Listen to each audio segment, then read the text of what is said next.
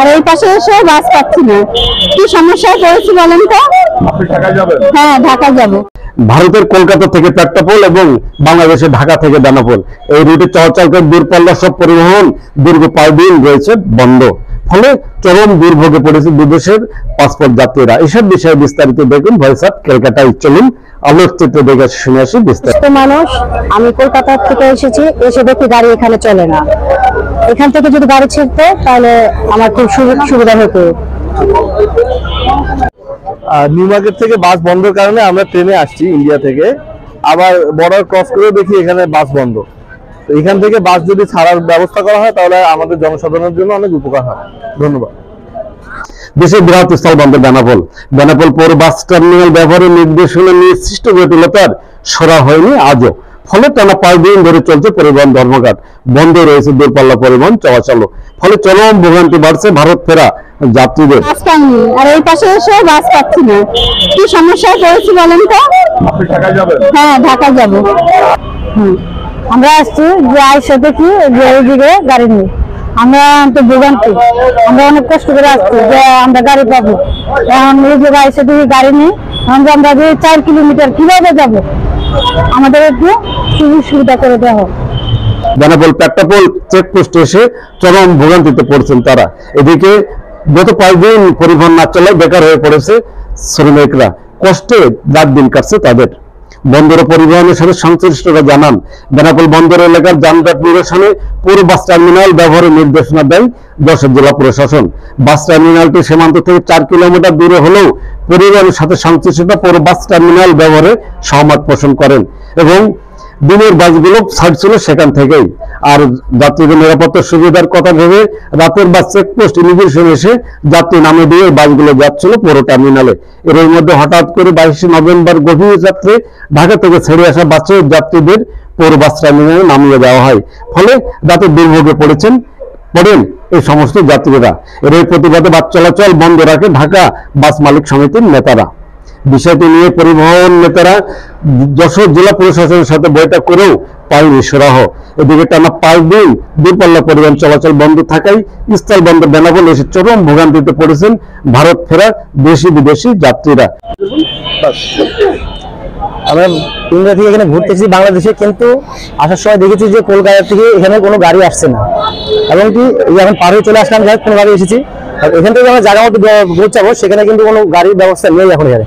আমরা এই জন্য খুব কষ্টে আছি, এবং আমাদের এখন যাওয়া আসা খুব অসুবিধা হচ্ছে এখানে। কিন্তু সুরা চান ভুক্তভোগী যাত্রীরা কি বলছেন তারা, শুনবো তাদের কথা। আমি ইন্ডিয়া থেকে আসছি বেনাপোলে চেকপোস্টে। এবার চেকপোস্টে এসে দেখি কোনো গাড়ি নেই, সমস্ত গাড়ি বন্ধ। এখন আমি ঢাকায় কি করে যাব? আমি অসুস্থ মানুষ, এখন আমি খুব আতঙ্কের মধ্যে, চিন্তার মধ্যে আছি। যদি নতুন করে পুনরায় যদি গাড়ি চালু করে তবে আমরা যেতে পারবো, নাহলে আমরা খুব সমস্যার মধ্যে আছি। যাত্রীরা সীমান্ত থেকে পরিবহন না ছাড়াই সময় অর্থ যাচ্ছে বেশি, ফলে ভোগান্তি বাড়ছে তাদের, এমনটি জানান ভুক্তভোগী যাত্রীরা। যশোর জেলা বাস মালিক সমিতির সভাপতি মুসলিম উদ্দিন পাপ্পু বলেন, সিরিয়াল সমস্যা সহ আমদানি রপ্তানিবাহী ট্রাকের চাপে সৃষ্টি হতে ভয়াবহ যানজটের। সম্প্রতি বেনাপোল চেকপোস্টে বন্ধ ভেহিক্যাল টার্মিনাল চালু হওয়ায় কমেছে গাড়ির জট। ফলে দূরপাল্লা পরিবহন চলাচলে যাত্রীদের নিরাপত্তা দুর্ভোগের বিষয়টি কর্তৃপক্ষের বিবেচনায় আনারও দাবি জানান মুসলিম উদ্দিন পাপ্পু। আচ্ছা, বিষয়টা হচ্ছে এই যে দূরপাল্লার পরিবহন বন্ধ থাকাতে আমাদের বেনাপোল স্থলবন্দর একটা বৃহত্তম স্থলবন্দর। এই পোর্ট দিয়ে পাসপোর্ট যাত্রী মিনিমাম 7 থেকে 8 হাজার যাওয়া আসা করছে। তাহলে আমি যেটা জানি, আমি বেনাপোলের সন্তান হিসেবে, বেনাপোলের কৃতি সন্তান হিসেবে পুরো টার্মিনালটি আসলে এটা একটা ভালো জিনিস, এটা আমাদেরই চাওয়া পাওয়া ছিল। আমি মালিক সমিতির থেকে ব্যক্তিগত সভাপতি হিসেবে আমি বলেছিলাম যে এটা আমাদের চাওয়া পাওয়া অনেক আগের থেকে। তাহলে টার্মিনালটি হয়েছে আমাদেরই উপকারের জন্য। তবে একটা বিষয় এখানে একটু ভুল হচ্ছে, যে দূরপাল্লার যে গাড়িগুলার লোকাল বাস মিনি বাস যে আছে, সেটা তো আমাদের বাসে কোনো বেনাপোল রোড এবং বেনাপোল যানজট করছে না।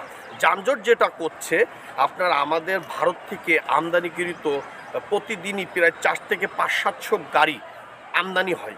এখন আমদানি হওয়ার পরে পোর্টে যে মালগুলো আনলোড করা হচ্ছে, সেই মালগুলো আনলোড করার পরে সে গাড়িটি তো মেন রোড দিয়ে পার করছে। তাহলে মেন রোড দিয়ে যখন খালি ট্রাক পার হচ্ছে, ভারতে প্রবেশ করছে, তাহলে তো আমার মেন রোড জ্যাম হবে। আমার মেন রোড তো অনেক বড় না, মেন রোডটার একটি আপনার ভিতরে আইল্যান্ড আছে, মাঝখান দিয়ে দুই পাশে পথ আছে।